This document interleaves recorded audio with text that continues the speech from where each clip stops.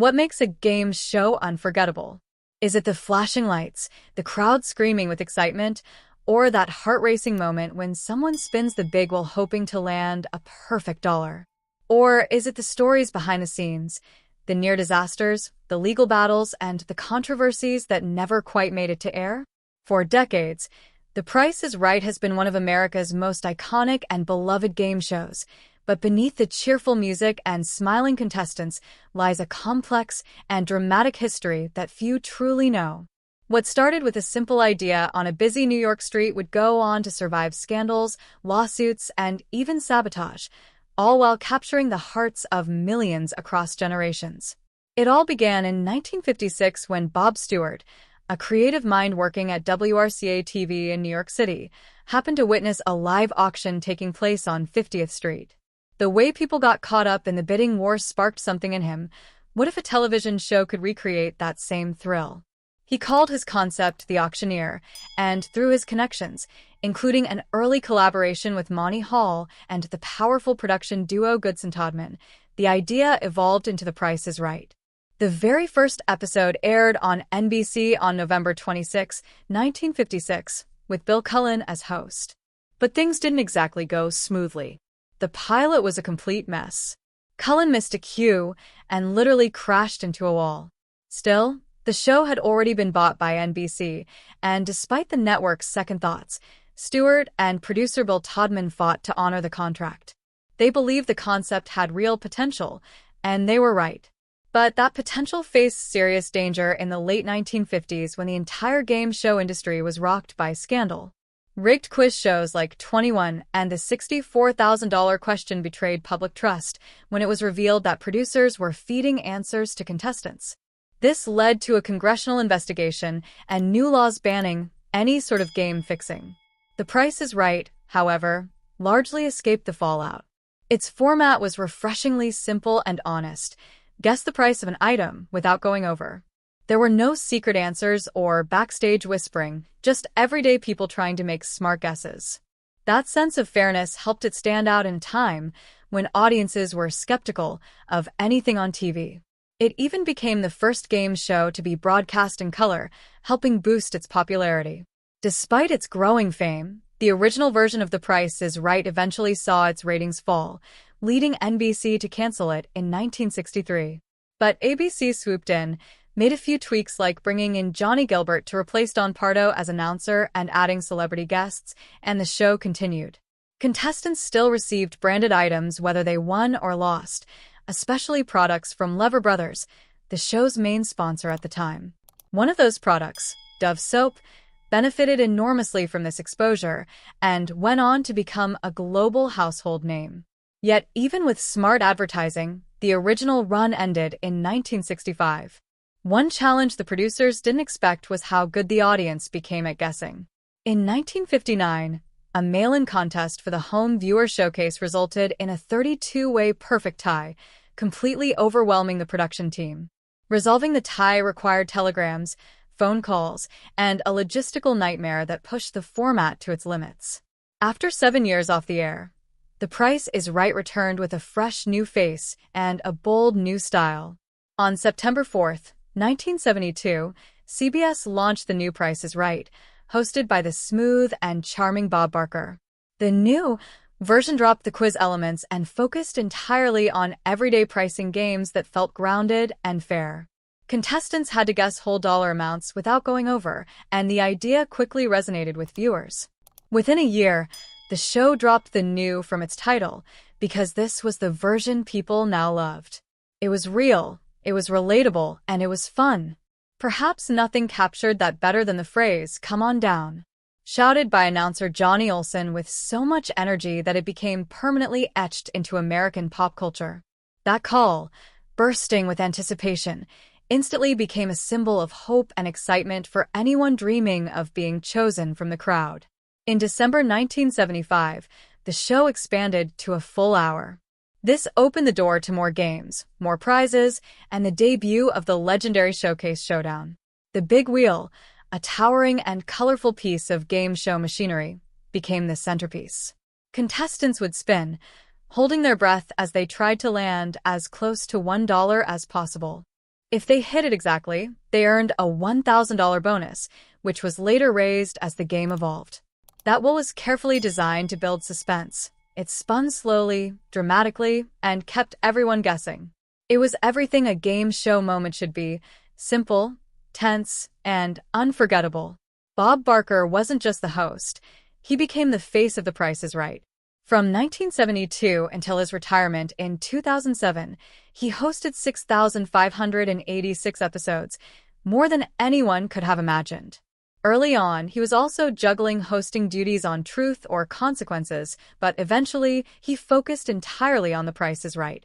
He took over as executive producer in 1988 after the death of Frank Wayne and became deeply involved in the show's design, including new games and special editions like the $1 Million Spectaculars. But Barker also used his platform for something personal, ending every episode with a heartfelt reminder to spay or neuter pets, a message that millions of viewers came to associate with his legacy. When Barker stepped down in 2007, fans wondered who could possibly take his place. The answer came in the form of comedian Carey, whose relaxed and quirky style felt like a big shift. At first, longtime viewers were skeptical. Carey wasn't as formal or polished as Barker, but over time, he found his rhythm.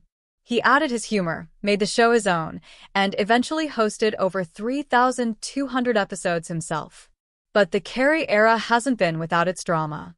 One of the most shocking moments occurred in 2008 during a game of Plinko. A college student contestant dropped 3 chips, and each one landed in the $10,000 slot. It was unheard of. Just as she prepared to drop a 4th, a floor director screamed, "The game is fixed." Everything stopped. For 15 minutes, the studio was dead silent.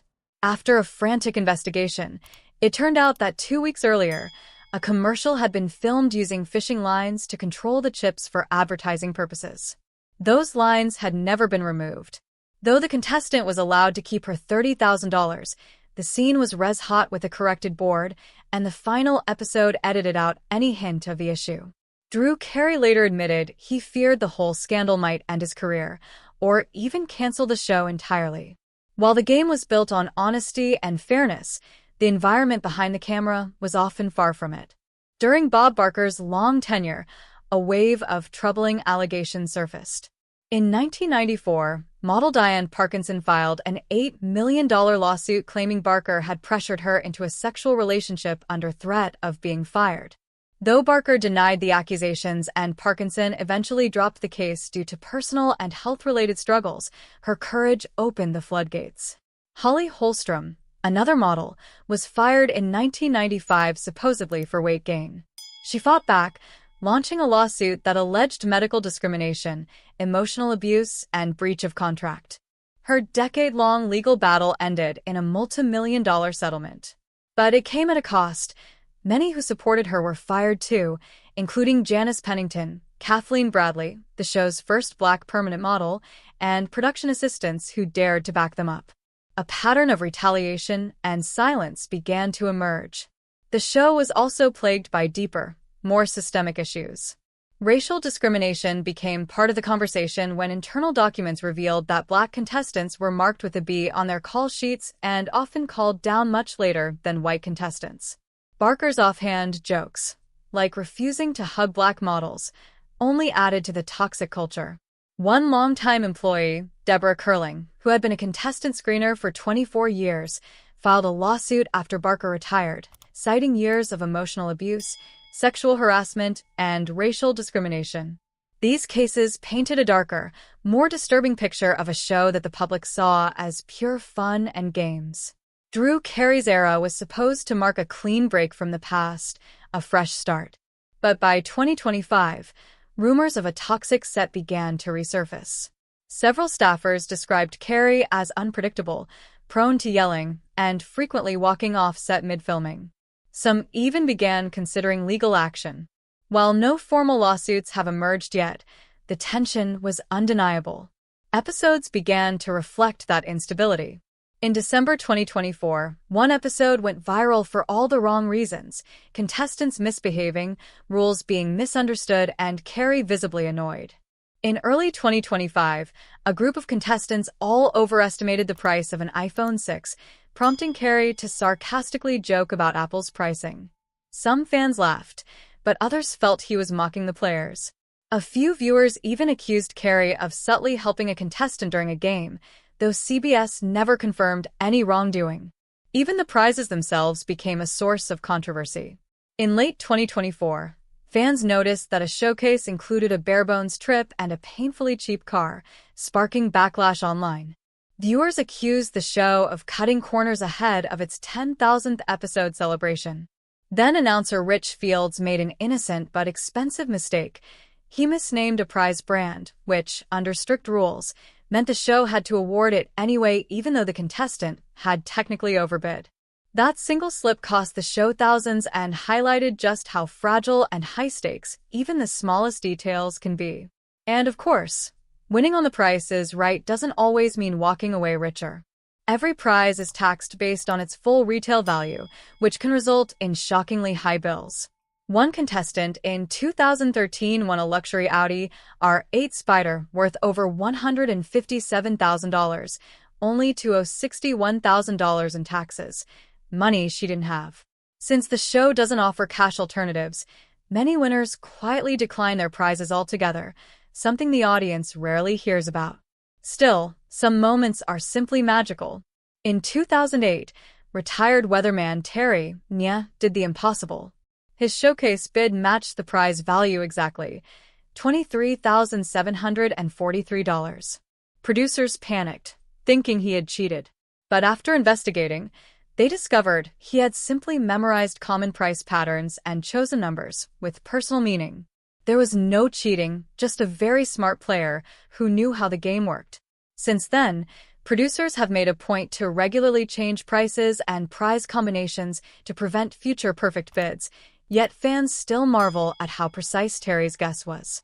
For all its glitter and excitement, The Price is Right is far more than a game show. It's a fragile, carefully constructed machine where even one mistake, a missed cue, a misread line, a forgotten fishing line on a Plinko board, can change everything. Its legacy is built not just on the thrill of guessing prices, but on decades of reinvention, scandal, and resilience. Through all the highs and lows, it has remained a mirror of American culture, reflecting both our joy and our flaws, our humor and our heartbreak. And for that reason alone, it continues to draw audiences in generation after generation. If you've made it this far, you clearly love a good story as much as we do. So go ahead, like this video, subscribe to the channel, and hit the bell so you never miss a moment of the drama, history, and nostalgia behind the entertainment world's most fascinating moments.